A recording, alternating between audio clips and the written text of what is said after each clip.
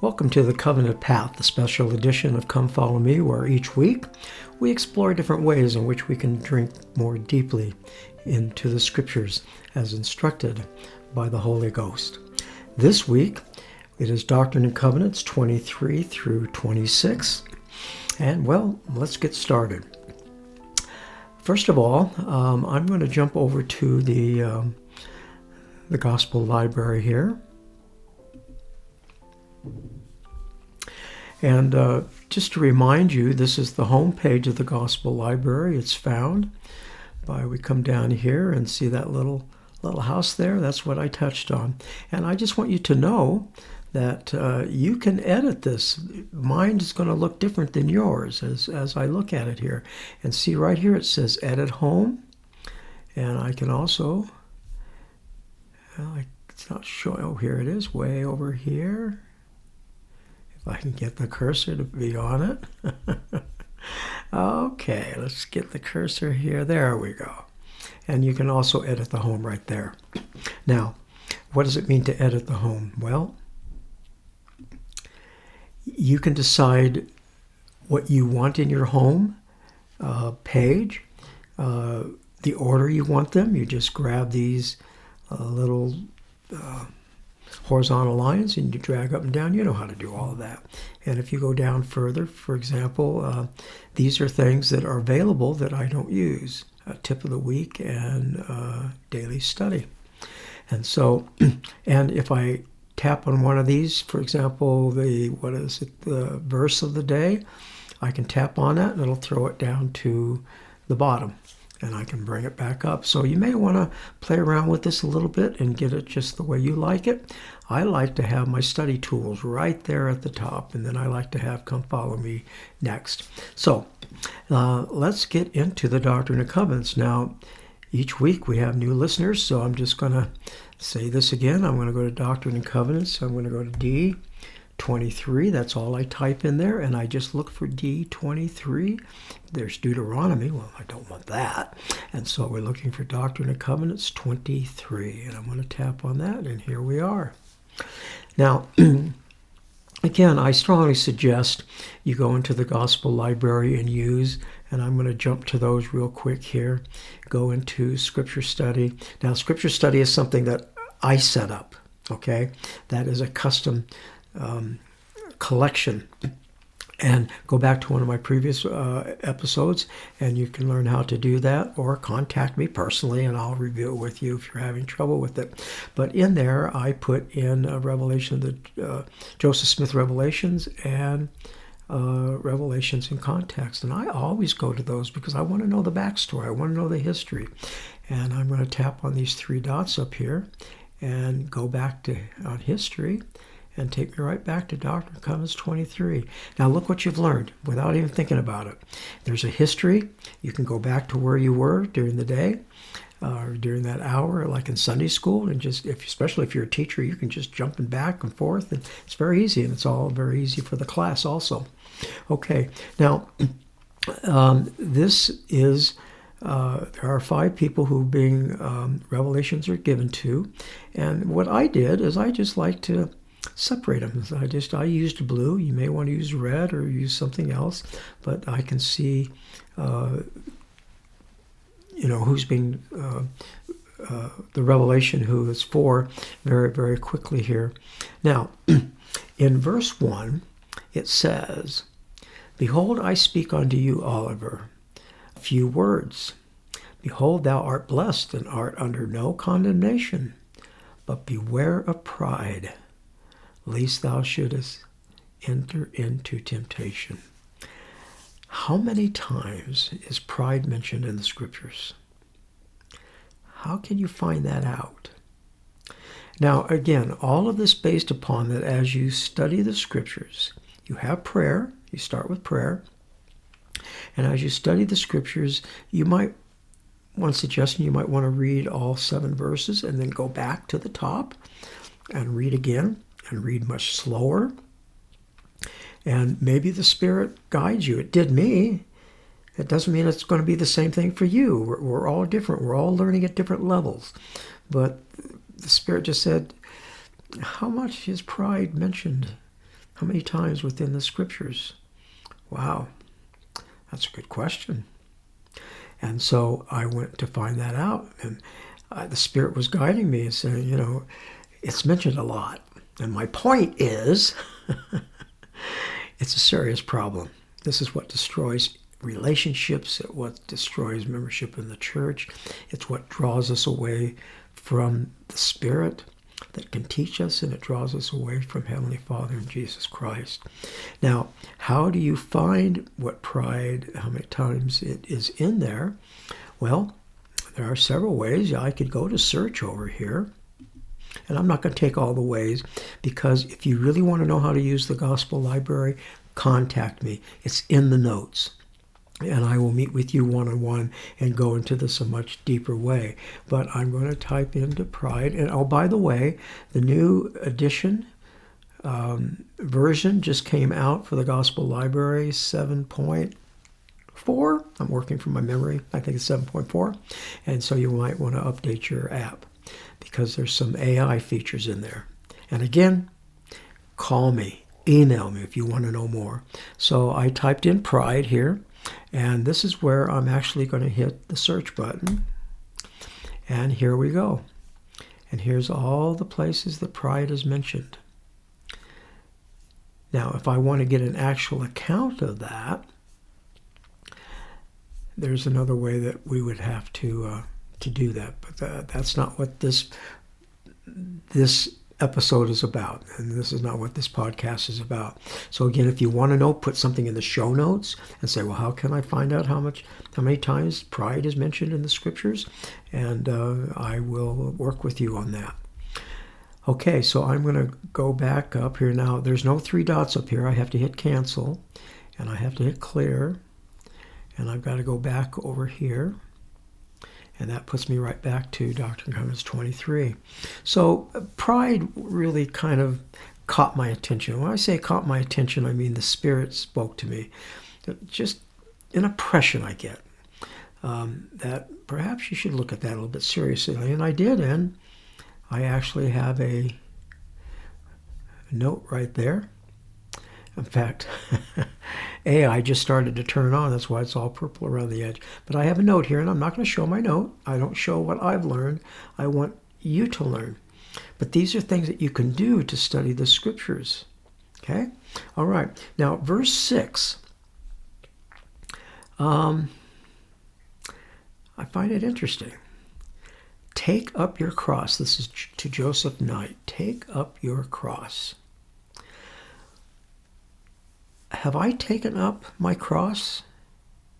What does it mean to take up your cross? And of course it's in blue, and one can tap on that. And I say I want to look at the footnote. And here it talks about some other verses that you can take a look at. And here 3rd Nephi is popping up. If you study that verse, that would meet, I don't want to call it a requirement. I don't know what to call it. I want to use the word commanded, but instead I'll use suggestion. No, I'm not going to do it that way. The brethren want us to read the Book of Mormon every day. They want us to study the Book of Mormon every day, and come follow me as secondary. So, to help you read and get into the Book of Mormon while you're studying the Doctrine and Covenants, this is one way. I can click on here, and that takes me here, and I can read this chapter and these verses, and I can look at my notes here, and that's one way that I can also, while I'm studying the Doctrine and Covenants, study the Book of Mormon.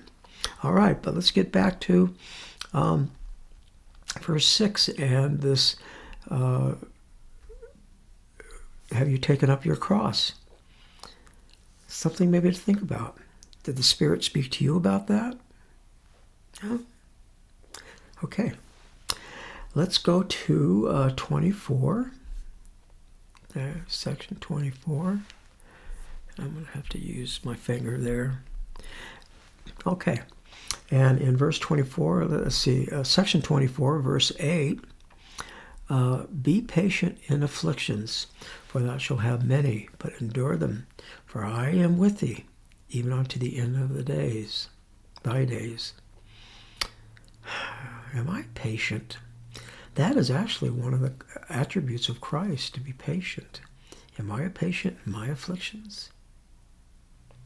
Something to think about. And I actually wrote something about it. I don't have a note here because sometimes I write in my notepad and it never makes it into the gospel library because I just don't feel moved by the Spirit to do that. But writing causes us to think. And Richard G. Scott said, you're going to get tired of hearing me saying this, but Richard G. Scott said, your pen is the antenna to personal revelation, and it is true. So that caused me to reflect. And so that's what I'm doing on this Come Follow Me. I'm just sharing with you things that stood out to me, what the Spirit prompted me to look at in a deeper manner, and then to write these things. And that's what I want to encourage you. And for you, as you go through this, you may find totally different things. And that's the Spirit directing you. Okay, now we also have verse 18. Let's see, verse 18. Take no purse or script. Now, if I was teaching a class, I'd be asking, what is purse nor script? And by the way, you can highlight one of these words. Let's see, go to define. And this happens in this, oops, I just want that one word, script. Oh, okay, I'm going to use my hand over here. Okay, and define. There, nope, it didn't stick, did it? This is something they've got to definitely work out. A provisional certificate, we're not talking about that, or a certificate entitling the holder to acquire possession of, and we're not talking about that. So my point is, sometimes using the dictionary is not going to help. And what I would suggest is you take no purse or script and put that into AI, and AI will tell you exactly what it means if you don't know.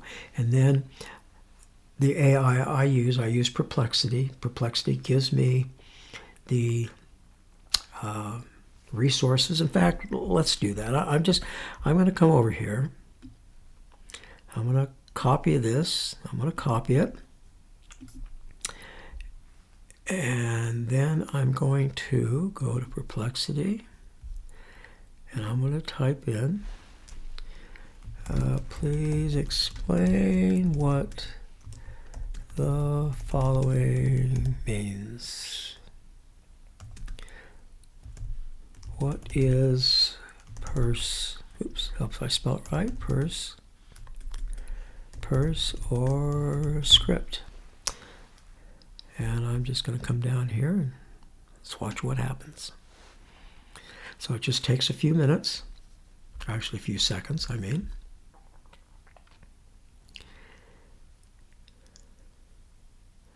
And I love this.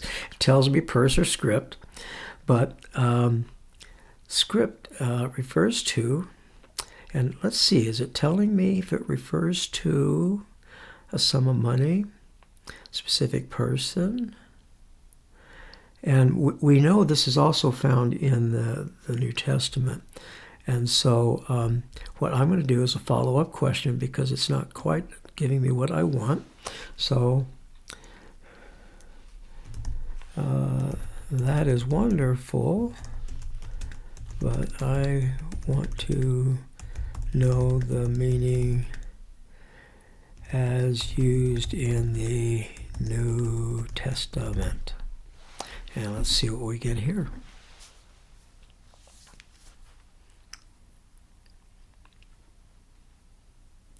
And it's coming, and here it goes. In the New Testament, purse and script are distinct terms with specific meanings. So see, it didn't take me very long to get to the answer using AI. If I'd have used Google, it would have taken much longer. And so here's purse and script. And see, there are the references. So it says in the New Testament, the Greek word is to denote a person. I can tap on that. and it takes me to the Biblical Encyclopedia. Okay, and I can decide, as led by the Spirit, is that a reliable source? Here's another one. Let's see where that takes me. That's the Bible Hub. Bible Hub is pretty good. And so it takes me to there. And there's some other references here. Script, here's one that says 7. internationalstandardbible.com, and so some information. And again, as you read through this, the Spirit will speak to you. The Spirit will teach you, yes, that's a reliable resource, and you can go ahead and use that. And so I can copy and then paste all of this into the Gospel Library. And so I've already got this highlighted, and I can tap here. And I didn't copy it, by the way, but I can tap on Note and then paste into the note what I copied from AI. Okay, so that's verse 18. And let's look at verse 19 here. For thou art called to prune my vineyard with a mighty pruning. The minute I saw that, Jacob 5 popped in my mind. And I thought, And I've studied Jacob 5 a lot. I have a mind map on it and all sorts of things, but I'm no way an expert at it. But I was recalled and to think about Jacob 5. And so what I'm going to do, I haven't done it yet, but I'm going to take this and I'm going to link it to Jacob 5. And I don't know where in Jacob 5, what verse I want to link it to, but I'll at least get this started. I'm going to tap on the link, and I can hit the search here. That'll make it easier. And I'm going to type J5, and there's Jacob 5. And then I would just have to go through and find the verse I wanted. Now, if I knew what verse I really wanted, I could have done J5 and then the verse number. But since I don't know what verse I want to really put it to, because there's several verses, then I may even link this to several of those verses in Jacob 5. But I just haven't had time yet to do it, but I am going to do it. Okay, so I'm going to cancel that out. And so that's something, again, this is what the Spirit is speaking to me that I need to do. And so I'm going to follow up and do that. Okay, now we're going to move over to section 25 and verse 12. I have a challenge for you. It says, for my soul delighteth in the song of a heart. Wow. I want you to look up where Elder Oaks, he was in the 12 apostles at that time, but you look up for President Oaks, go to his talks. In fact, how do you do that? I'm going to go to search, and I'm going to go to speakers, and I'm going to tap on Dallin H. Oaks, and then I'm going to type in him. I really wanted you to do this on your own, but I feel impressed that maybe I should actually show it here. And so I'm going to hit the search button, and then worship through music, and that's exactly what I was looking for. And he really, some of you may not want to read this, because he really hits hard on, you should be singing in sacrament meeting. It doesn't matter if your voice is good or not. And he talks about sitting in a sacrament meeting. How he did this, I don't know without being noticed, but he came, if memory serves me right, he came into the back of the cultural hall and sat down. And I think that's the story, if I remember right. And that he was watching around how many people weren't singing. And if you've been in a bishopric, or if you've ever sat up in the front, just look at the audience, the congregation. You're going to see a lot of them are not singing. And you read this and you find out that's wrong. You need to be singing. And so what I will probably do here, and that was through my search, and I'm going to go back to Doctrine and Covenants.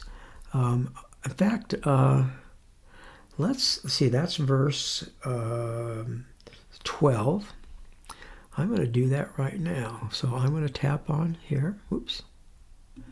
Okay, and I'm going to link. I'm going to link that article to this right now. And here's the little history. So I'm going to tap on history. And words through music. There it is. Worship through music, I'm sorry. And I'm going to come down here. Oops, just went away. Let's try this again. Go to link. And okay, here, and worship through music.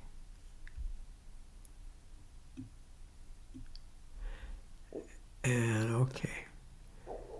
And what I'm going to do, I'm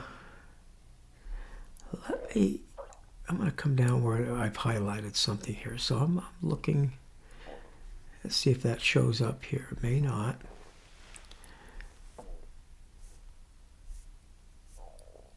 Okay, I'm looking.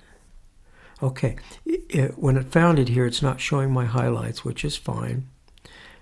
And what I'm going to do here, wow. Okay, you're going to see here I have a little problem. So what I'm going to do is I'm going to take that, cancel that link. I'm going to go up to history here. And I'm going to go to history and worship through music.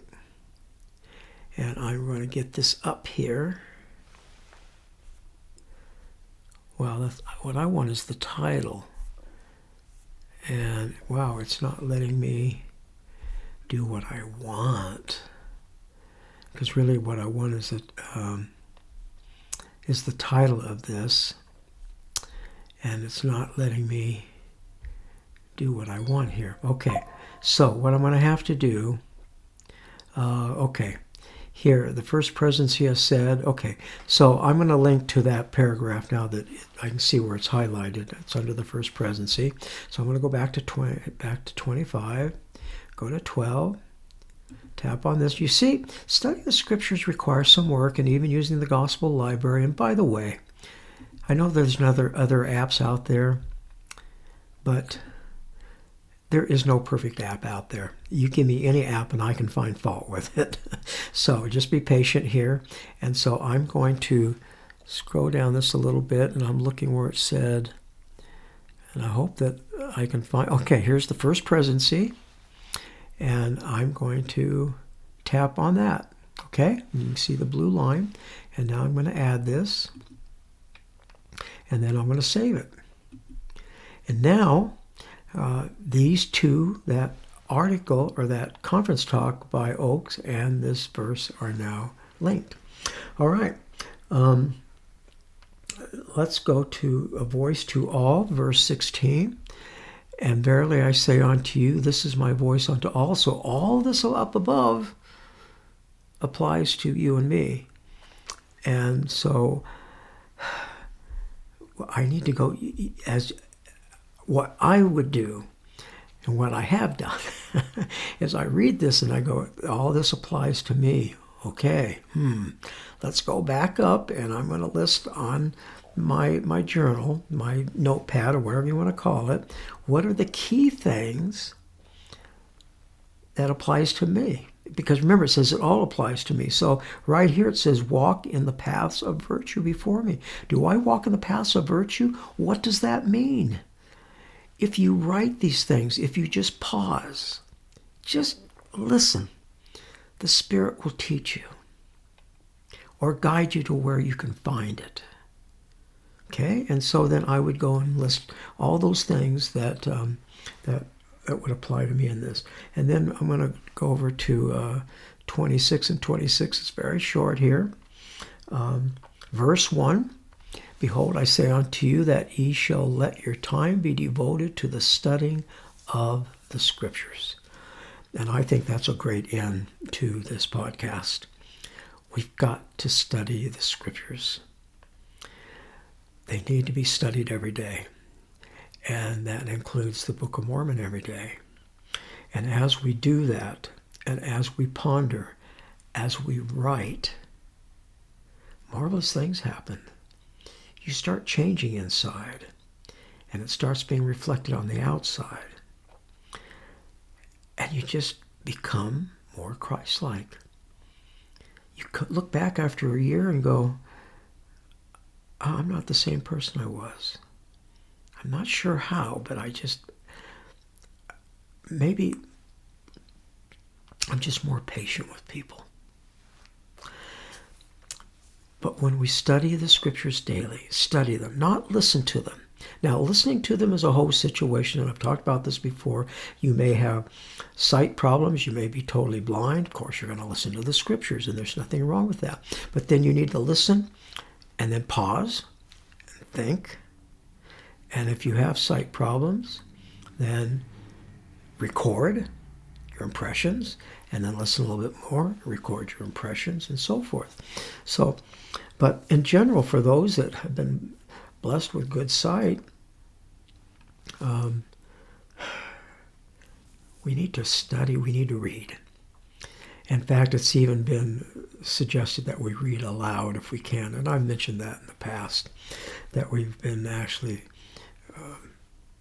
counseled to read aloud if possible.